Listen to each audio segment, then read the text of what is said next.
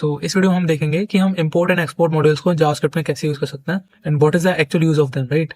Let's say we have a scenario जिसमें हमारे पास दो जावास्क्रिप्ट फाइल्स हैं, ओके, एंड एक फाइल में हमने कुछ फंक्शन डिक्लेयर कर रखे हैं। Now if I want these functions to be run here, I can directly run, right, print name, तो यहाँ पे डायरेक्टली रन हो जाएगा, right.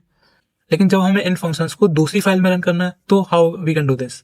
So the one way could be कि हम दोबारा इन फंक्शंस को वहां पे डिक्लेयर करें और फिर वहां पे रन करें, राइट। और what we can do, we can use import and export. So for that you have to export these functions from here and you need to import them here, okay.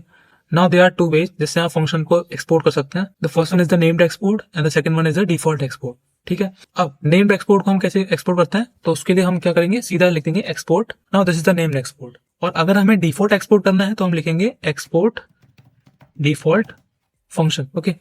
Now the thing is to be noted कि एक file में एक ही function default export हो सकता है, बाकी सारे हमें नेम्ड एक्सपोर्ट करने पड़ेंगे, ठीक है।